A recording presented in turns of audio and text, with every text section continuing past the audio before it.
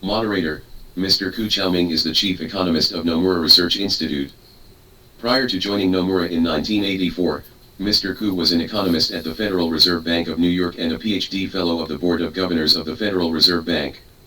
Based on the study of the Great Depression in the United States and Japan's lost 30 years, Mr. Ku is the originator of the famous balance sheet recession theory and has advised several Japanese prime ministers.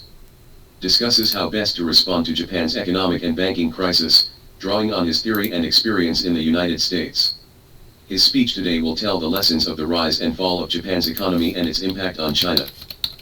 The following is the text of Ku Chaoming's speech.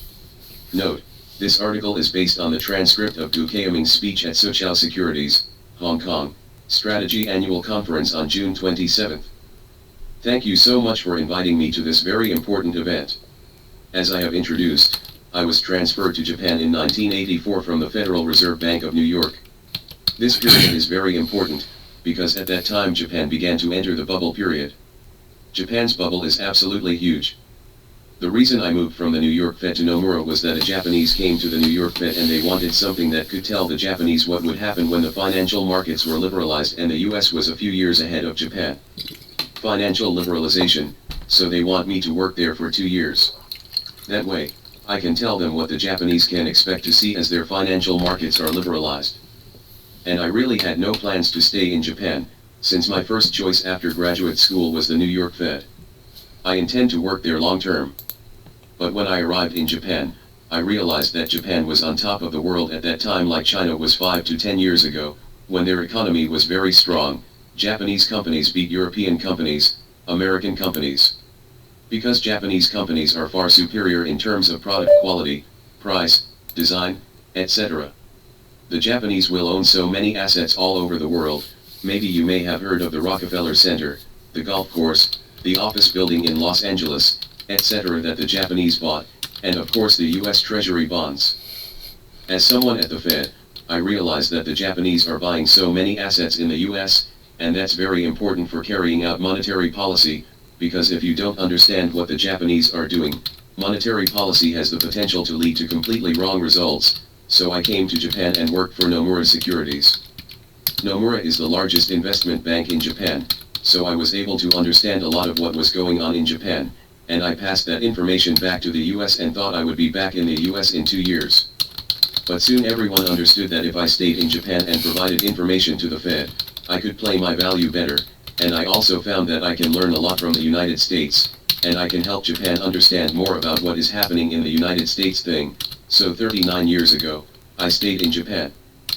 Because my mother tongue is actually Japanese, my father is from Taiwan, and my mother is from Shanghai, but I was born in Japan and studied in a Japanese elementary school, so I am fluent in Japanese, which is very helpful for me to work at Nomura Securities Help. Japanese lesson. Since I worked in Japan, the Japanese bubble is indeed happening on a large scale. Next, please look at the first page of my PPT. This shows the changes in Japan's commercial real estate and Japan's nominal and real GDP. This purple line is what happened to commercial real estate in Japan, which, by the way, was dominated by commercial real estate, not house prices. As you can see, commercial real estate prices actually went up 5x in 5 years. The same index went from 20 to around 100. At that time, people felt rich, they spent a lot of money, Japan's GDP also rose rapidly, and the Japanese also bought a lot of assets such as US Treasury bonds. But in 1990, the Japanese bubble burst. As you can see, commercial real estate prices have dropped significantly. It's down to 1973 levels, and it's down 87% from its peak. The drop in commercial real estate prices isn't just happening in one corner of Tokyo, but across the country. For China, it's like Beijing, Shanghai, Suzhou, Shenzhen house prices are all down 87%, everything is down 87%. The US went through something similar during the Great Depression from 1929 to 1933, you can see how much the US lost. From 1929 to 1933, US GDP fell by 46%, the US lost roughly the same amount of wealth in those years US GDP for all of 1929. However, Japan's loss due to changes in asset prices is equivalent to 3 times Japan's GDP in 1989, which means that Japan's loss is 3 times that of the United States. But if you look at Japan's GDP, you'll notice that Japan's GDP has never been below its bubble era peak, either in nominal terms or in real terms. So I think it's one of those miracles that Japan has shaped. Not too many people have noticed the magnitude of that. But as you can see, it's a huge improvement from what happened in America during the Great Depression. I will explain the importance of this to you later, because it will have some implications for what China may experience in the future. Falling asset prices have had a big impact on Japanese companies. Please see the PPT on the next page. This chart shows the practice of non-financial corporations in Japan since 1980. If the blue box is above zero, it means they are increasing financial assets such as bank accounts, bond holdings, etc. If the orange bar is below zero, it means that the Japanese company is increasing its liabilities, such as borrowing, etc. Equity is represented by this black line with a small circle. This graph shows whether Japanese non-financial corporations as a whole are borrowing or saving money. If you go back to the 1880s, you'll notice that Japanese businesses borrowed about 5% to 10% of GDP, which was a normal thing because in the national economy, if the household sector was saving, then the corporate sector has to borrow money. Japan's corporate sector borrows between 5% and 10% of GDP annually to invest in various assets. Japan's economy was second to none at that time, and its strong economy defeated Europe and the United States, so people always said that Japan was number one in the world. By the time the bubble burst in 1990, you could see a huge change. The amount borrowed, the orange line, starts to shrink very rapidly. The orange bar was above zero until 1997. An orange bar above zero means they are paying down their debt. By 1999, the black line was around zero, which meant that the entire corporate sector was deleveraging, and this continued until around 2012 to 2013, when Japanese companies realized that asset prices were plummeting, but all their liabilities remained at their original value, so their assets are less than their liabilities, which means that these people are bankrupt. But if you think about it, there are actually two kinds of bankruptcy. The first is when your liabilities are greater than your assets and you have no cash flow. In that case, of course, you can no longer run the company. But there's another situation where you make a product, whether it's a car or a camera, that still sells well, i.e. you still have cash flow, but you have more liabilities than assets because of changes in asset prices. What is the correct course of action in this case? The right thing to do is to use cash flow to pay off debt. Because you have cash flow, you can compress the debt to the level of asset prices on the balance sheet to be repaired. That way, you don't have to tell your shareholders, sorry, it's all on paper now. You don't have to tell the bank, oh, it's all bad loans. Best of all, you don't have to tell your employees, sorry, you won't be working tomorrow. So using cash flow to pay down debt is the right thing to do for all stakeholders. If I was in that position, I would do it. If you were in that position, you would do the same. But the question is, what happens when everyone does it? As I pointed out earlier in the national economy, if someone is saving money, someone has to borrow it to keep the economy going. When the economy is strong/weak and there are too many/too few borrowers, the central bank will flex the interest rate levels to make sure all the money is borrowed and used, and that's how the economy moves forward. But when the entire corporate sector is also paying off debt at zero interest rates, and that happens because liabilities are greater than assets, then you have to pay down debt as quietly and as quickly as possible, regardless of the level of interest rates. In this case, interest rates no longer have as much of an impact on the economy. When that happens, the economy starts shrinking very, very quickly because the household sector is saving money, the corporate sector is saving money, nobody is borrowing money and spending it, and then the economy collapses, which is basically that's how America collapsed in 1929 to 1933. This is a very difficult situation for Japanese companies, and one of the reasons why Japanese companies are starting to lose their global competitiveness is this. These companies are using cash flow to pay down debt rather than pouring money into new product development, new research, new marketing, etc. So while their products like cars and cameras are still selling well, they can't use that money to research, develop new products because they have to use that money to pay off their debts. At that time, companies from Taiwan and South Korea started to catch up with Japanese companies, and Japanese companies began to lose some market share, and then companies from mainland China also joined the competition, which had a huge impact on the competitiveness of Japanese companies. In a sense, they lost their previous growth momentum. Earlier a lot of people thought the Japanese were unstoppable because they were so good in so many areas. But after the bubble, they had to use cash flow to pay down debt, and many Japanese companies had to slow down. That's why many people say that the Japanese economy has lost momentum and there are some deflationary factors. It all stems from what I call a balance sheet problem, what I call a balance sheet recession. During this period, there is one Japanese company that is still doing very well, and it is Toyota. They actually came up with a hybrid technology, a technology that is very complex and difficult to develop. Why is Toyota able to do this when other Japanese companies are paying down their debts? For the simple reason that Toyota never borrows money. This is Toyota's corporate policy after the bankers screwed up Toyota about 70 years ago, and Toyota's corporate policy was not to borrow money. So when asset prices fell by 87%, everyone had to pay their debts, but Toyota was not affected, so Toyota was able to use the cash flow to continue to develop new technology, hybrid technology. So this suggests that a balance sheet recession will hit companies in very different ways depending on how much they have borrowed/leveraged. If you're highly leveraged, you'll have to pay off debt for many years as asset values drop 87%. If you have no leverage at all, you can still use all your cash flow to develop new technologies. Then you go out and beat the world, like Toyota did. That's basically what's happening with the Japanese economy, with Japanese companies.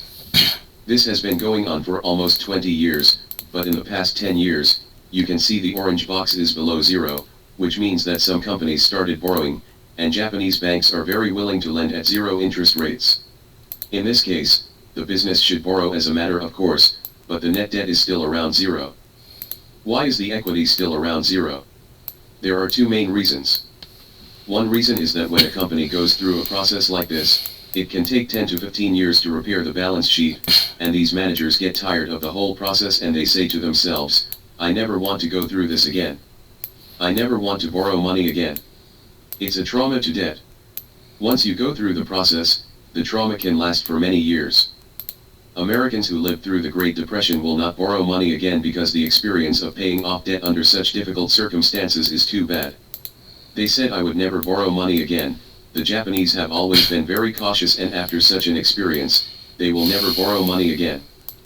So with interest rates so low, with banks so willing to lend, a lot of companies with balance sheets that are still so clean, they just refuse to lend. I think the same thing happened in Europe and America after 2008. A similar problem arises after 2008, because if you have to go through the process, you're usually very negative about borrowing money. Another factor is that globalization has become established, and many Japanese companies have found it more profitable to invest in new factories in Vietnam, Bangladesh, and Indonesia, and of course the most profitable is China. Because the wages of investing in foreign countries are much lower, there are many young people waiting to work in foreign countries, and they work very hard. But in Japan, such workers are hard to find. In overseas markets, Japanese companies are still maximizing profits. But if you just look at their domestic business, they don't look like they're maximizing profits. In effect, they're minimizing profits because they still haven't borrowed money. This is basically what has happened in Japan in the past 20 or 30 years. So, how did Japan keep its GDP from falling? Please see the next page. This graph has a lot of lines, but let me explain so you can understand what the lines represent. This graph basically shows who is borrowing money in Japan and who is saving money in Japan, so there is a horizontal line. A value above zero indicates that people are saving and running a financial surplus, and a reading below zero indicates that people are borrowing and running a financial deficit. There are four lines here. Home line, business line, rest of the world line, and government line. If you add these four lines together, you get zero, which is how this graph represents it. So over the years, you can know who saved money in Japan and who borrowed money in Japan. When you look at this graph, you'll notice that the biggest change has come from the Japanese corporate sector, which is the dark blue line. When it was a bubble, these guys were so crazy, they borrowed heavily to nearly 12% of GDP. When the bubble bursts, the line gets really steep, which means they're starting to borrow less. By 1997, this line was around zero, which means that the entire corporate sector had stopped paying debts. After 1999, this line has clearly entered the positive range, even surpassing the household sector. Typically, the household sector saves and the corporate sector borrows, and that's how the economy moves forward. But after 1999 to 2001, the corporate sector saved even more than the household sector because they had to repair their balance sheets. For the reasons I mentioned earlier, debt trauma, investing abroad is more beneficial than investing in Japan. This has continued until now, which should have pushed Japan into the Great Depression, but as you saw earlier, it did not happen. During this period, Japan's GDP has been growing. Why? Because the government is doing the opposite. If you look at the green line is in the positive range, which means that during the bubble, the Japanese government ran a budget surplus, but once the bubble burst, you can see the green line goes deep into negative territory below zero. It's basically the Japanese government offsetting this corporate saving with huge budget deficits, and because of this government action, the government is borrowing money to take the excess savings from the private sector back into the income stream, which is basically this is how Japan's GDP was maintained throughout the bursting of the bubble.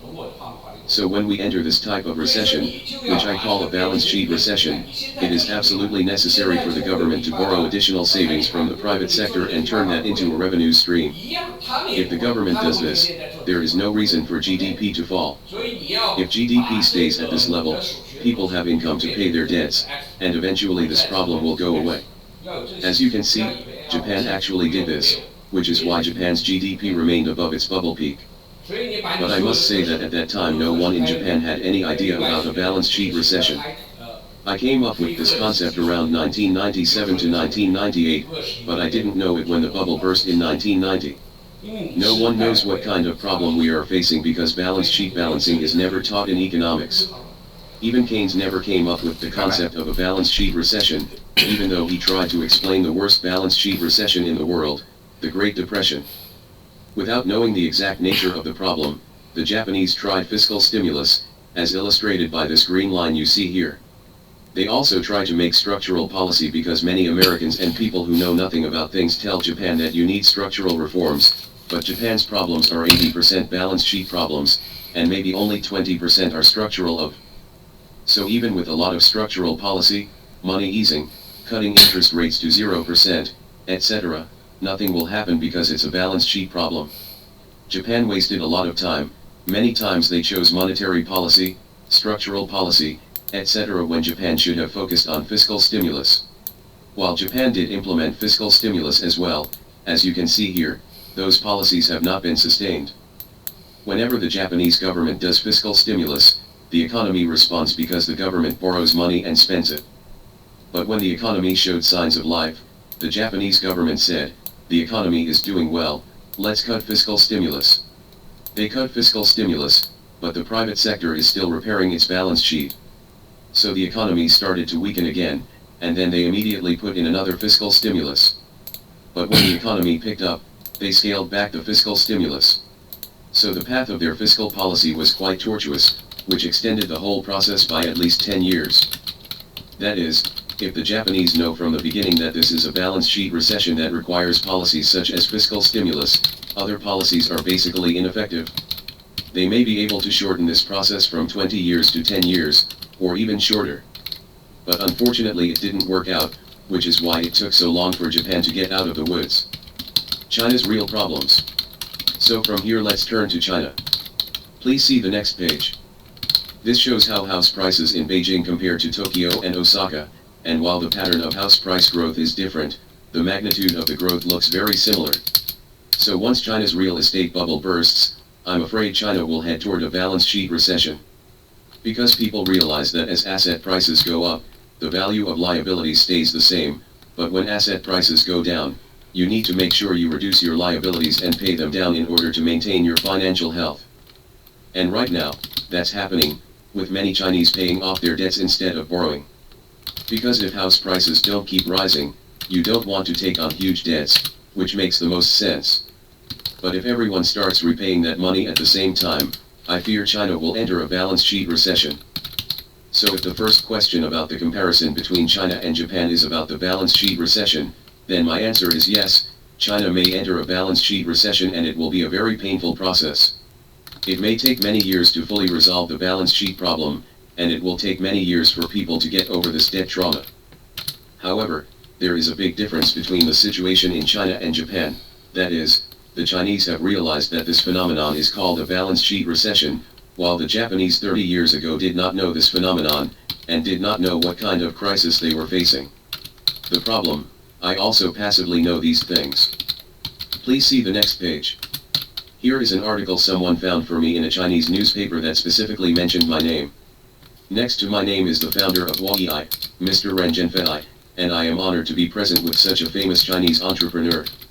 The fact that such articles can appear in Chinese newspapers, in my opinion, shows that most people are aware of the balance sheet recession. And you invited me to be a speaker at this conference, which shows that many people in China have realized it. In the words of a Chinese professor, nearly half of the doctoral dissertations written in China are about the whole concept of balance sheet recession. Well, I haven't actually gotten a PhD yet, but it wouldn't be too bad if many Chinese students got PhDs based on my research. So if Chinese economists, especially policymakers, can realize this problem and know how to deal with it, that is, don't waste time on monetary policy, don't waste time on structural reforms, but instead, all energy should be focused on fiscal stimulus to keep the economy afloat. That way, even if China is experiencing a balance sheet recession, the damage will be minimized and GDP will not drop significantly. If the policy is done right, that is, if there is a stable fiscal stimulus, China can get out of the balance sheet recession earlier than Japan's 20 years, so this is a big difference between China and many other countries. Difference. After 2008, the United States and Europe both fell into a balance sheet recession, a very serious recession, but Americans did not realize that they were in a balance sheet recession for about 1 to 2 years after 2008. After 2008, Federal Reserve Chairman Bernanke read my book, understood the whole point, and quickly changed policy. So the US actually came out of the balance sheet recession faster, but the Europeans refused to understand the concept of a balance sheet recession, so they suffered for 10 plus years with very poor economic performance. So once you know what to do, you can actually get over this balance sheet decline relatively quickly, although it's still painful for the company. Please see the next page. Exhibit 6, this is the same chart, this Japanese flow of money chart applied to China. Here there is a horizontal line.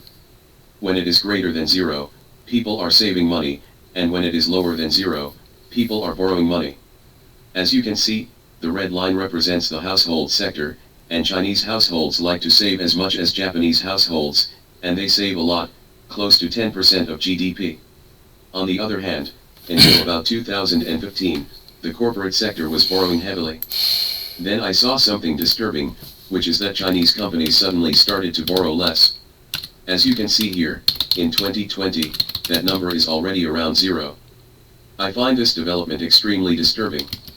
Because today's China is in the stage of economic development, companies should borrow money, should expand their factories, should expand their business, increase their R&D budget and so on. Because China is still in the stage of rising wages, just like Japan in the 1980s or even 1970s.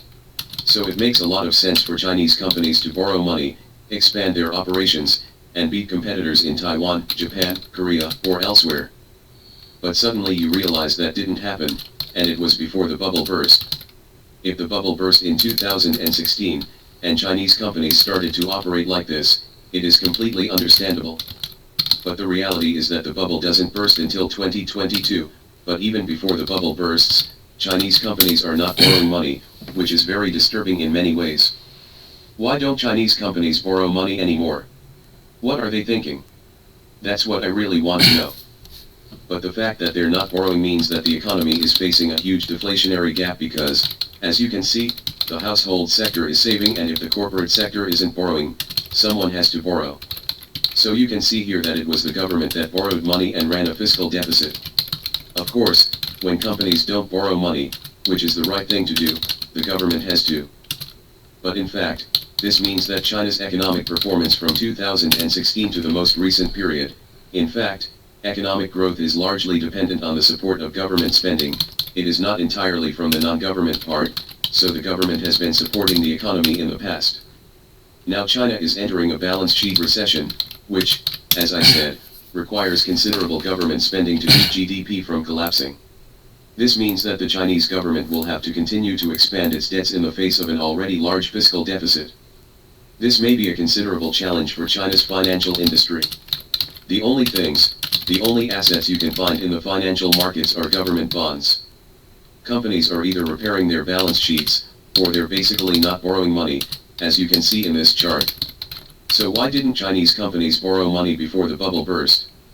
This is something we all have to figure out and fix so that the government doesn't have to borrow so much money to support the economy going forward. So, Chinese companies stopped borrowing 5 or 6 years before the bubble burst, and that's something we really need to be concerned about. If we don't get the question right, especially once you put the balance sheet in what you've seen. One more thing is different from Japan. Please see the next slide. Compared with Japan, which experienced the bubble period, and Japan and the United States today, China's construction industry accounts for as much as 26%.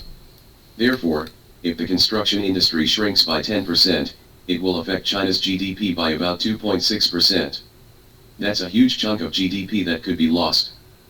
In the case of Japan, although during the bubble economy, the construction industry accounted for 20% of GDP, in a sense, because many other industries are still doing well, such as exports, automobiles, cameras, etc. Therefore, in the case of Japan, the asset prices rose sharply and then fell sharply, but the real economy was not directly affected by this change. As you can see, the impact is greater in the long run, but not so much in the short run. But in terms of China, I think the construction industry is going through a very difficult time. And because this sector is very large, it may have a considerable impact on other economic sectors in China. So if I were the Chinese government, if I could choose what kind of fiscal stimulus, I would definitely suggest that the buildings that have started construction should be completed at all costs, because I feel that this will be maintained using fiscal stimulus, government borrowing and spending the most efficient way for China's economy to function. If construction stops, the damage will be huge. Those who put money into these houses will lose their equity, and they won't get any new homes because the houses are unfinished. The construction industry suffers as a result and GDP falls. So if I were to use the fiscal stimulus, I would use the fiscal money to make sure all the builds can be done. That way at least people have somewhere to live, and continuing to build will minimize the damage to GDP. Therefore, regarding the construction industry, I think it is a very important part of the Chinese economy and must be paid more attention to. China faces bigger challenges than Japan. The next page is about geopolitics, and we'll talk about the concept of decoupling. In 1990, when the Japanese bubble burst 30 years ago, there was a huge trade friction between Japan and the US. I was also involved in this from an American standpoint, but I was living in Japan and working for a Japanese company. Mr. Walter Mondale, the recently deceased Japanese American ambassador to Japan, former vice president, asked me to represent the United States in all these trade frictions, such as on Japanese TV shows. So I'm representing America in front of all these Japanese audiences, and it's only me. So all these Japanese guys are out there waiting to knock me down. I have to explain to the Japanese why it is in Japan's interest to have their economy open to American goods. It was a horrible experience, but I learned a lot in the process. But that's basically a business-to-business or economy-wide thing. But what's going on between the US and China now is more geopolitical. If geopolitical tensions are not contained, Chinese exporters could start losing Western markets. 55% of the global economy, and all of the wealthy clients are there.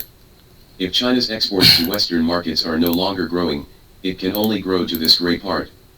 Non-Western countries account for only 27% of global GDP, and their per capita GDP is about the same as that of China.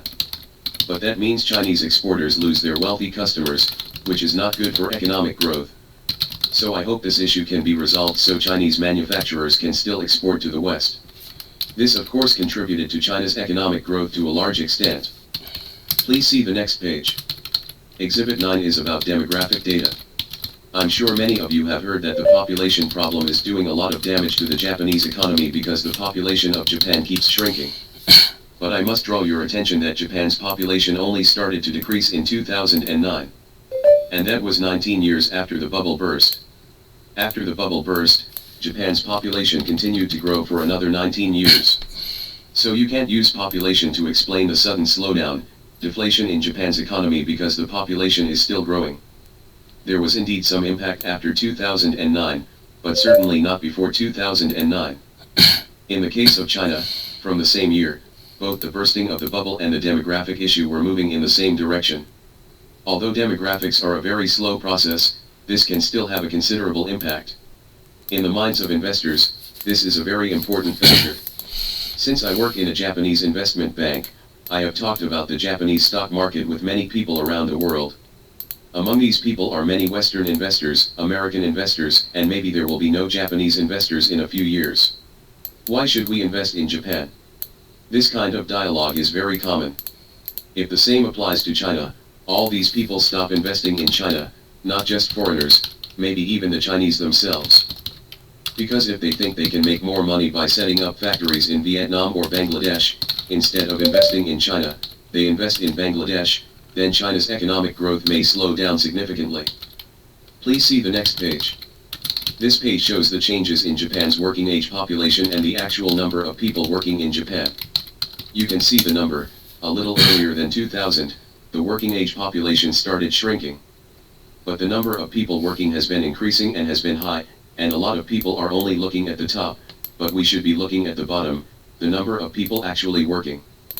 This happened because many Japanese women entered the workforce during this period, and their work was highly appreciated by the Japanese industry.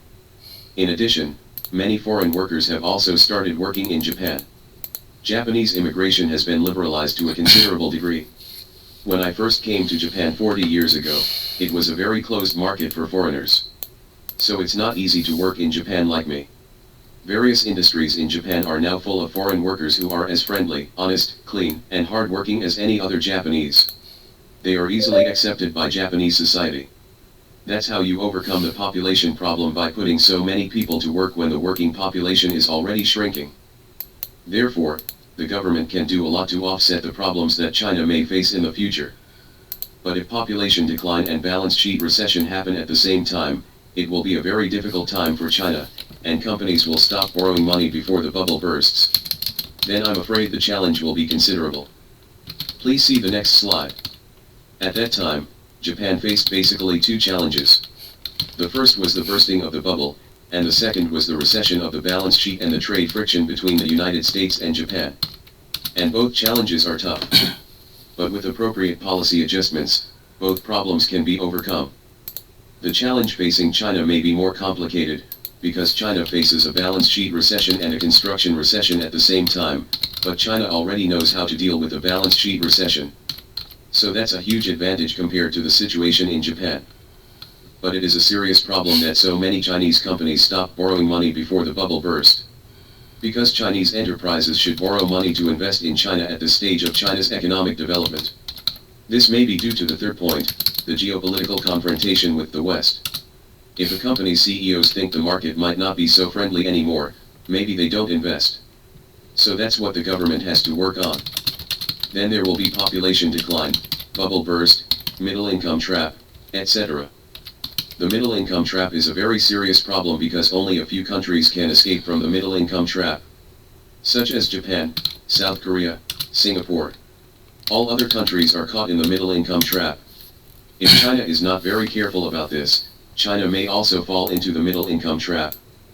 Second, a lot of people are talking about regulatory uncertainty, which is something the Japanese should never have to worry about. However, the Chinese government will implement some regulatory policies in the real estate, financial markets, IT industry, and education sectors.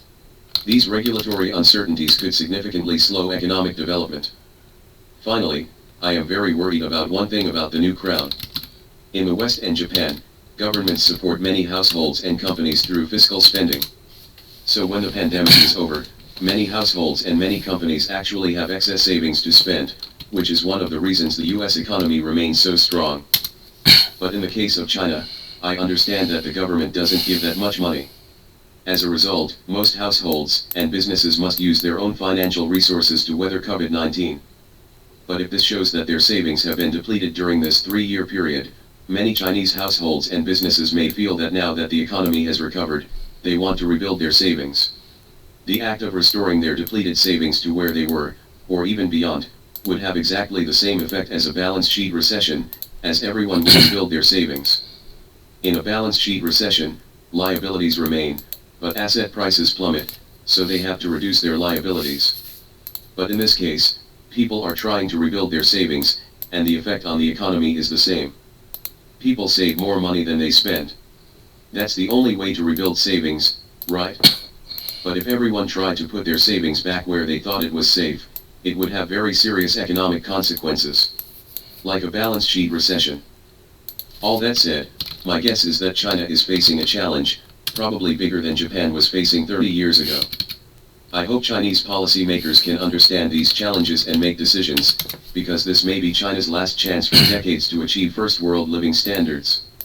It would be very, very unfortunate if mistakes were made in dealing with these issues at this juncture, and China could end up in a middle-income trap, etc. Because the Chinese still work very hard and are willing to work on very difficult materials. This is what they deserve, and they should be able to live up to first world standards of living, but for that, these issues that I have mentioned here have to be overcome.